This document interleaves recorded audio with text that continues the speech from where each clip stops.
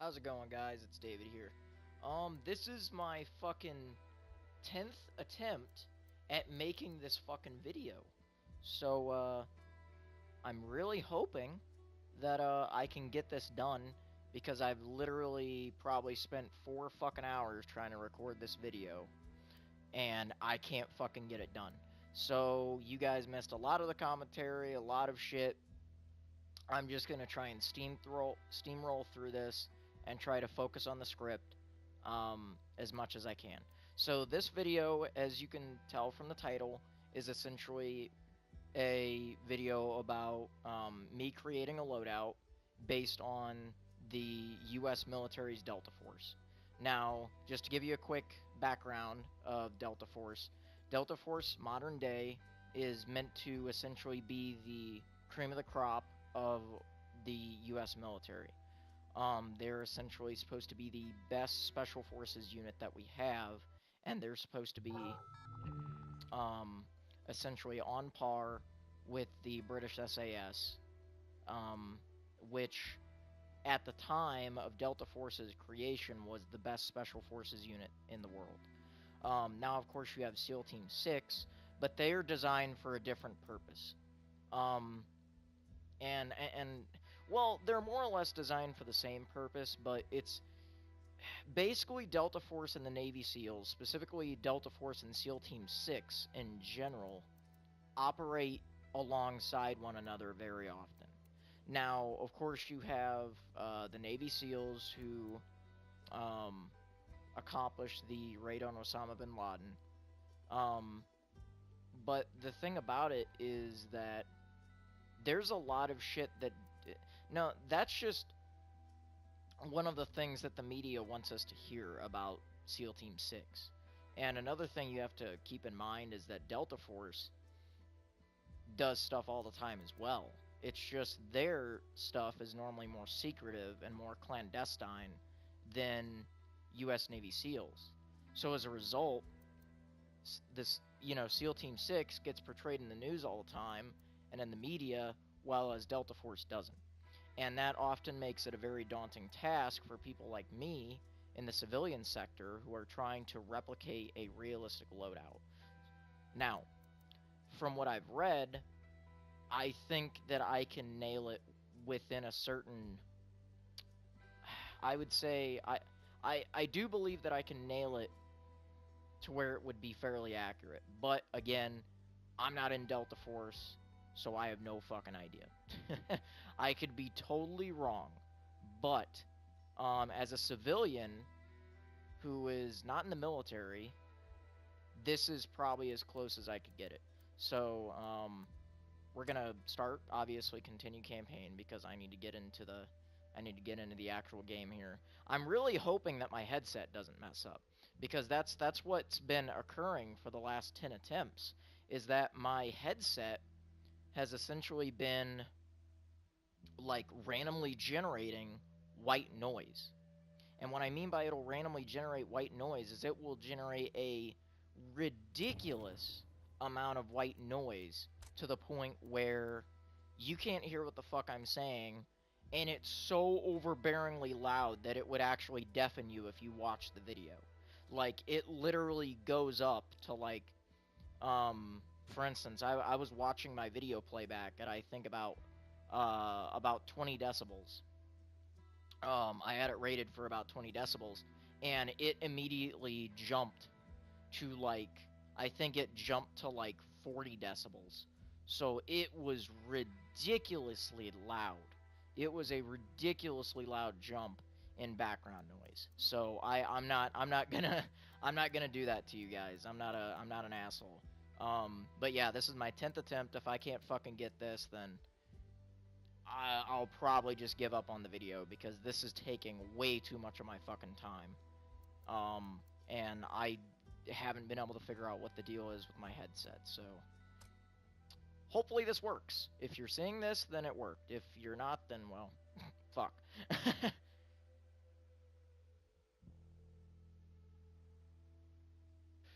Wait for a short loading screen here, and if I do recall, I'm still in Media Luna because I haven't fucking moved anywhere This was supposed to be... I was supposed to have made a part 2 of this fucking thing by now, and I haven't gotten it done. So, as I said before, you're going to get the very nitty-gritty, very basic part of this. So let's get into the character smith as soon as possible and get this out of the way. So, okay. Now, obviously, Delta Force operates normally in 2 different ways. They operate clandestine, normally in an environment where they need to blend in with local civilians, and then of course they go on raids, like SEAL Team 6. Now, SEAL Team 6 largely is used as a direct action force. That's their basic thing, is direct action and advanced reconnaissance. Whereas Delta Force, they do a shit ton more. I'm not trying to shit talk the SEALs, and I have mad respect for those guys, and if you don't think so, then, you know, you're obviously not understanding what I'm getting at here. Delta Force was designed to be a multi-role special forces unit. They can go in with the U.S. Army Rangers and go for a direct assault if they need really good fucking gunfighters on the ground. For instance, a good example of this would be during the... Well, everyone's seen the movie Black Hawk Down, but, you know, you obviously have those 2 Delta snipers. You know, I mean, those are basically the guys that you're dealing with there. Now, obviously, Delta Force at the time was not the Delta Force that it is today. Delta Force today is largely superior over Delta Force back then. And I'm not saying because of the men. I'm not saying that at all. I'm saying that because of more extreme training methods and more extreme, basically, ideas to keep them as quiet and as clandestine as possible. So, first off, now obviously I am playing a female character. The reason why is actually because you don't really see too many female characters in these types of games, so I was like, you know what? I'll make a female character. I normally play a male character in any fucking game I've ever played, just because I'm a male myself. So, you know, obviously it makes it I guess a bit more preferable to play as your own gender versus another gender, but I didn't really have too much of an issue with it. I might do it more often, actually. In Mass Effect Andromeda, I played as a female character. I'm starting that up, and then I plan on playing Horizon Zero Dawn, and, you know, that you obviously play as a female character in that, so I don't really mind it. It's just I would prefer playing as my own gender. But you know, just a personal preference thing. Obviously, you know, if you can do whatever you want. If you're female, you can play as a male character. If you're male, you can play as a female character. You know, whatever. It doesn't really matter. They're video game characters. But yeah, for this particular loadout, I'm going to go with a clandestine loadout. So obviously a loadout that would blend with a certain environment. So for this instance, I'm probably going to go with a short sleeve shirt, probably red in color. I definitely want a plate carrier, so I will probably go with a sandstone, just a very basic plate carrier. And then for the pants, I will more than likely have probably sandstone 511 Apex pants. Now, simply because this is the type of gear that Delta would wear in real life, if they were on a clandestine op. Because the 511 pants are a mix between casual and tactical. And that's essentially what Delta tries to combine in their operations, is essentially like basically a hybrid between casual and tactical in certain situations such as this. Now for this, I would probably want to go with hiking shoes. That would probably make the most sense. For glasses, probably the Oakley straitjacket sunglasses. And then I probably wouldn't go with any face wear.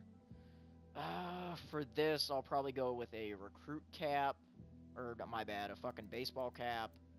I'll probably put it in sandstone, just a solid color. I'll probably just wear a basic earpiece, just because you don't want anything that's, you know, that doesn't really blend in. You want something that actually, you know, allows you to. I'm pretty sure I fucked that up, but anyway. Uh, my point being is you want something that doesn't make you stand out, and an earpiece is as low profile as you can possibly get. I'm not going to wear any gloves, however, um, I would like to think that my character would probably put those gloves somewhere. Um, I don't know. You know what? For tactical purposes, I'm gonna put gloves on my character because that would make the most sense. For backpacks, for clandestine operations, let's see. Uh, the sapper pack would actually be really good for this particular type of situation because it's got a water bottle on it. It looks like a basic hiking backpack actually, so that could work. That could work out pretty well. And then I'll have it in sandstone, and then of course for the patch, I'll go with a wolf patch just because it just looks really good. And Delta in real life, they don't really tend to wear like American flag patches or any patches that really give a basically a 100% idea of who the enemy's fighting. So, and then of course, obviously in this situation, you do not want to wear a fucking US flag patch. That would be a very bad idea because then you will basically showcase that the US has deployed combat troops in the area, and that's bad. Um, you don't want combat troops in the area just operating freely. That could create bad political blowback, and that's you don't want to be one of the people on the ground that create political blowback. You'll get in big fucking trouble. Um, Now for this, given the fucking circumstances, I would probably go with not that gun, the AK-12, that one. The reason why I would go with an AK-12 is simply because it's used by Santa Blanca. It's a very easy to find weapon. Um, and I would obviously go with all the attachments on it, an American, you know, manufactured sight and things like that. Obviously, you don't want to put any camouflage pattern on it because it's just, again, you're essentially behind enemy lines, so you would have to spray paint your weapon all the fucking time. Um, but in terms of how these things work, this is definitely a good idea of how the weapon is essentially, basically how the weapon should look. I'll say it that way. I'm curious what rounds it fires. 7.62 by 39. Interesting. So it still shoots the good old AK round. But yeah. Now, that is what I could personally see a Delta Force operative using in a clandestine op like this. Now, for a sniper rifle, because I carry a sniper rifle everywhere I go, unless I'm infiltrating a base, then I will switch to a submachine gun. But in this instance, I'm going to use a Dragunov SVD, pretty much in the same setup, exactly the same setup, actually. And then, of course, U.S. forces, they use PQs. They don't bother with, like, those stupid fucking... What the fuck? Why the fuck is that mounted right there? That's really, really odd. That's a very odd placement for that. Interesting. But anyway, as I was saying, oh, it shoots the 7.62 by 54 millimeter Russian round. That's a hard hitting round, man. But yeah, they would more than likely equip a PQ, as I know it. It's called an ATPIL laser sight in the game, but I just call them PQs. And then of course I would use tan, obviously, and then I just basically color the rest of the gun tan. For handguns, I would definitely go with that handgun, the P227. Um, Obviously, I'm sticking with the laser sight and all that good stuff. And then I would use tan. I would definitely want to use tan on my weapon. Um, and then for the barrel and the suppressor, I gotta make sure that's tanned, or it doesn't really give me away too much if I'm laying down somewhere. And there you have it. That is essentially a clandestine Delta Force operative. Um, that is about as that is essentially as low profile as I could possibly make my character, because you're essentially using the same weapons that the enemy uses, which is very, very important. Now, I know the Santa Blanca, they use the M40A5, but I've also seen them use the Dragunov. So either the M40A5 or the Dragunov, you'll be good. I guess for precision shots, you would want to use the M40A5 if you're trying to, if you're just trying to keep a solid loadout going to make yourself look like you belong in the area. But for this particular circumstance, I would want to go with the Dragunov just because it's semi-automatic, and I prefer semi-automatic sniper rifles just as my go-to backup weapon. And if I need to make a longer shot, I can always go to the loadout screen and pick a bolt-action sniper rifle and get more accuracy and range out of it. Because the Dragunov, as you can see, does not have the best range or the best accuracy. So, okay, now, on to the next part of this loadout. This loadout will essentially be a raid multicam style loadout.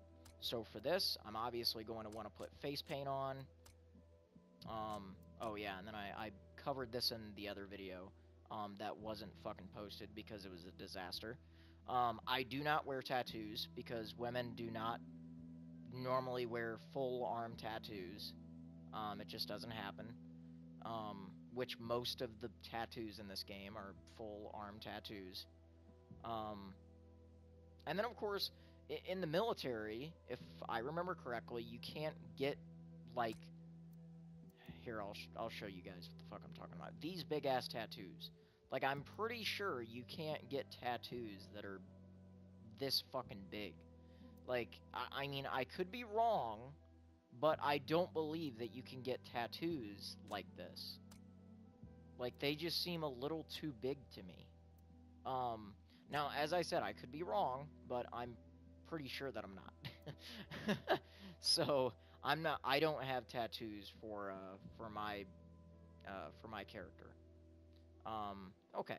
So now, for her top, I'm going to have her wear a Cry combat shirt and multicam. The plate carrier is probably going to be in multicam. I'm going to wear Cry Precision Combat Pants in multicam, and then I will probably have hiking boots.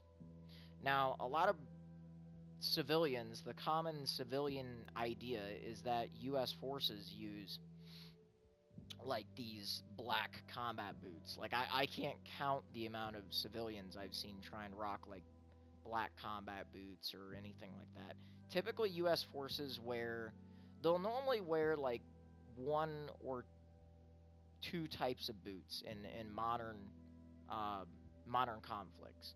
They'll either, of course, black is one of them, but they don't wear, like, really old combat boots that look like that. I mean,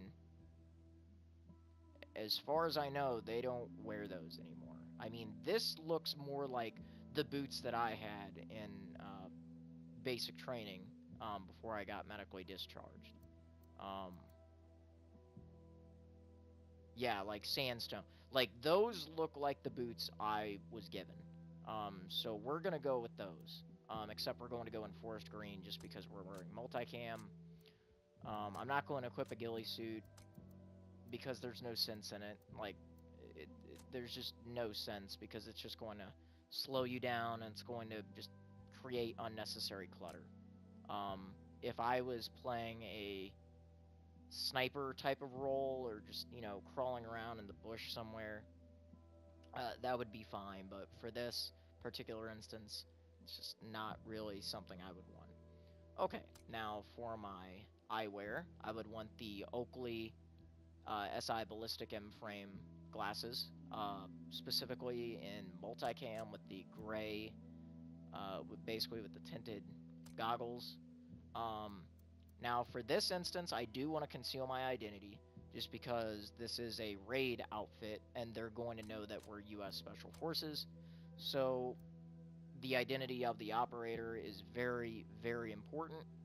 Um, Obviously, you would want to wear a fast ballistic helmet to try and minimize any impacts to your head. The carbon helmet is used as well, um, although not as much as the fast ballistic helmet. I know SEAL Team 6 and Delta Force and many other special operation units uses the fast ballistic helmet. I do believe that the Marine Raiders use the carbon high cut helmet quite a bit. Um, so that's just a little fun fact. But yeah, I'm pretty sure they use this as well. Of course, all special operations units use the carbon and the ballistic helmet, but they tend to use the ballistic helmet a little bit more. So that's what I'm going to be using. Um, Now, obviously, you want to wear a headset.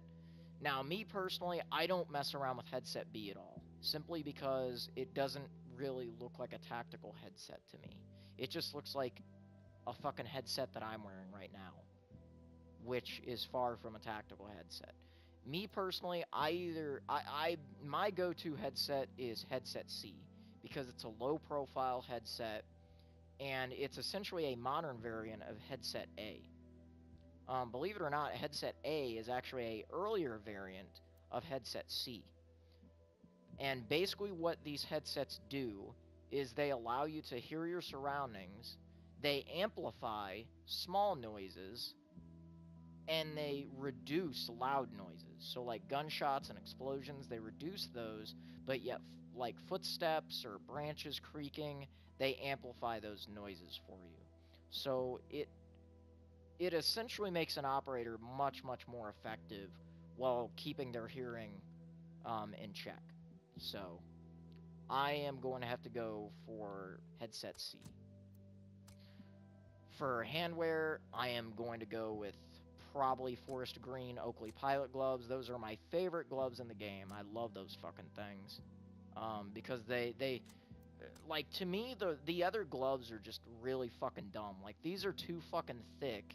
But then of course you have the fingerless Kevlars, but again, they just look really fucking thick to me. Like, the gloves just look way too thick.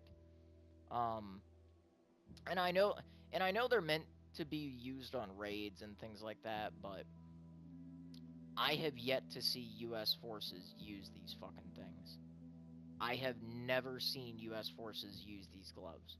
So if they do, I would be very surprised, because I have yet to see any documentation proving that they use these damn things. And of course you have Nomex gloves, which are actually commonly used on helicopters. They're used by helicopter crewmen. So again, that's not a very good tactical choice for on the ground type of shit. What's funny is the Oakley pilot gloves. I don't know why they're Oakley pilot gloves, but either way, like, the Oakley pilot gloves to me look like a standard, uh, basically standard combat gloves that you would see operators or just standard GIs use. So I would want to go with the Oakley pilot gloves. And then of course for the backpack, I would probably want to go with a Rush 24 pack, because it's light, it's low profile somewhat, and you can carry a decent amount of stuff in it. So if you need to carry medical supplies, you're good to go. If you need to extract some confidential documents, you're good to go. Just anything that you need to fit in there, you're good to go. Now, I don't see Delta using the All Hazards Prime pack, and I don't see them using the Rush 74 pack or Rush 72 pack. Like they're just too high capacity for the type of operations that they go on, in terms of raids. So I could see them using the Rush 24 pack, but I don't see them using anything bigger than that. And then of course for the patches, now if they're operating with other U.S. forces, what I've seen them do is I've seen them wear a U.S. flag patch. So, for instance, an equivalent to that would be the Cry Multicam flag patch. Um, but in most instances, when they go on a raid, they're in a foreign country doing a clandestine raid that they're not supposed to be doing. So typically what they would be using is they would be using just a very simplistic patch that wouldn't mean anything to the common man, but it would mean a lot to the operators that are wearing that patch. So, for instance, a wolf patch, that could mean that, okay, well, just take for in the 2007 remake of Medal of Honor, how they essentially had the AFO units, which in real life stand for Advanced Force Operations. Um, they have, that could mean AFO Wolfpack or, just Task Force Wolf, Joint Task Force Wolf, just basic things like that. And it doesn't mean anything to a civilian or an enemy. They have no idea why exactly they're wearing these patches. But at the same time, it helps unit coordination on the ground. Now, I has heard that Delta Force occasionally doesn't wear any patches at all, and that would make perfect sense to me because it again provides uh, the fact that you're minimizing your footprint to where it's very hard for other people, except for the people that you're on the ground with, to know what you're doing. So I'm assuming if they were just by themselves, they probably wouldn't wear any patches at all. They would just have no patches, no real means of identification, and that would be it. Like they would know what they went in there to do. They would do it and get out, before anybody even knew that they were there. So, but for this instance though, I'm going to wear the wolf patch, um, and that pretty much completes the clothing section of it.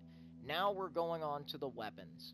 The weapons the assault rifle that Delta Force typically uses is the P416, which in real life the equivalent would be the HK 416, which is made by Heckler and Koch.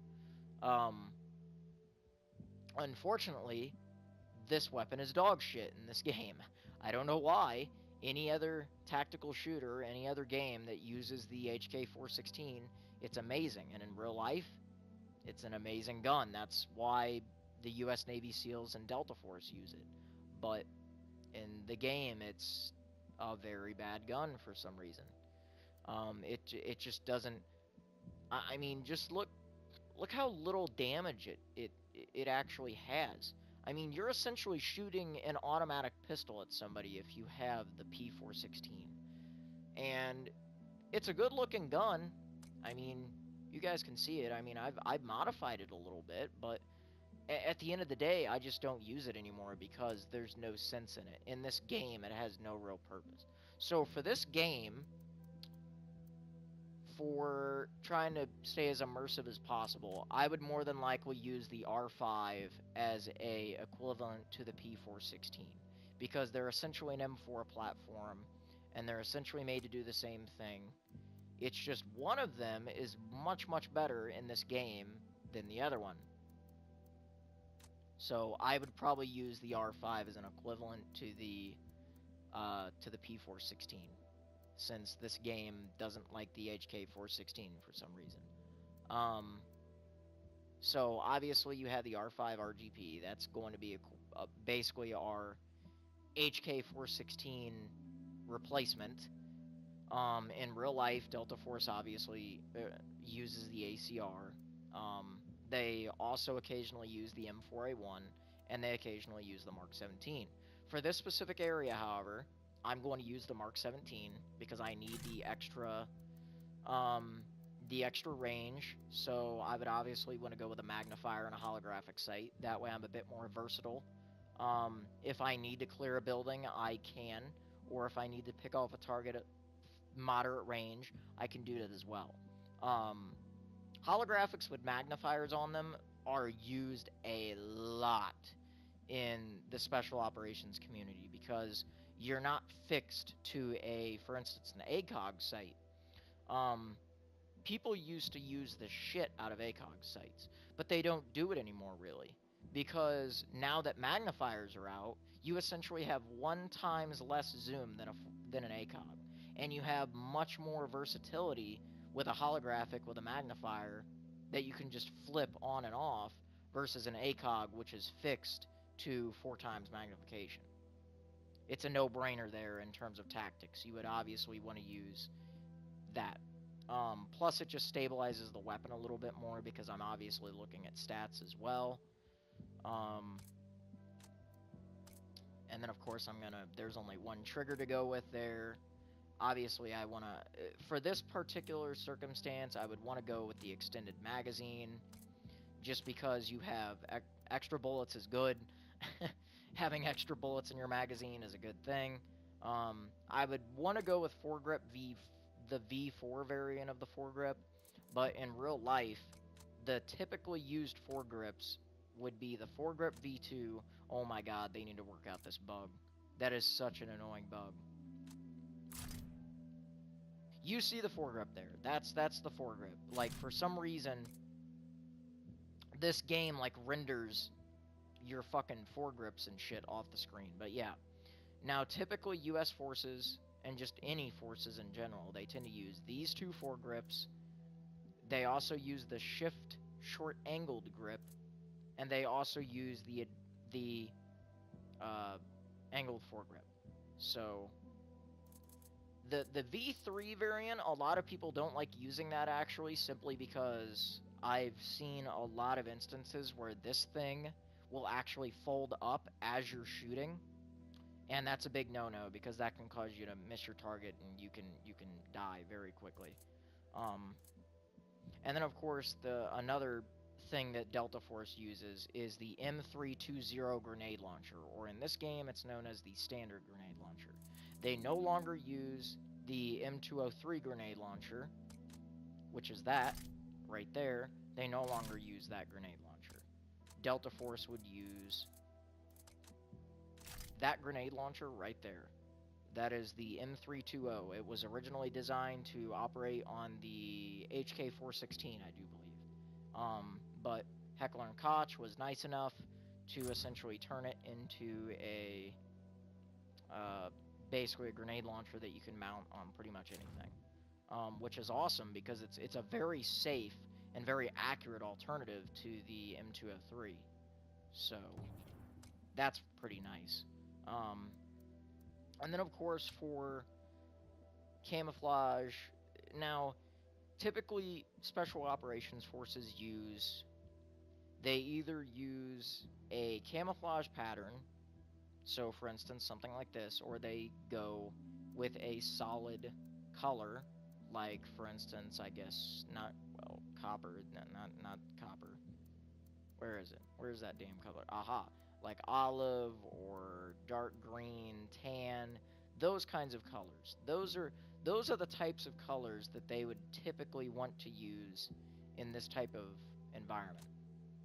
But for this circumstance, we're going to use multicam because our character's wearing multicam. So we might as well blend the 2 camouflage patterns together. That way, it's a bit harder for the enemy to see. And for this circumstance, I'm going to, like I said, I'm going to put the V4, well, you know what? I'll put the V2 foregrip on there just because it looks a bit more immersive. Because I've never seen anyone use the V4 foregrip that they have in the game. I don't know where they got that from, but I've never actually seen anyone use that. So, okay, so there's that gun taken care of. For sniper rifles, and I definitely want to use a sniper rifle. The Special Operations community, that includes Delta Force, they use the SR-25. Or, well, they use a modern variant of the SR-25, which is the M1110.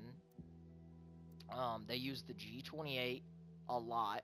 That's probably the weapon that I'm going to end up going with, actually, because that's essentially the go-to sniper rifle right now in the modern U.S. Special Operations community.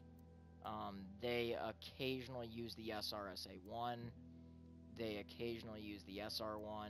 The HTI is not very often used. In fact, I haven't heard a single U.S. Special Forces unit that actually used that gun because they have the fucking Accuracy International AS-50 and they have the Barrett M107.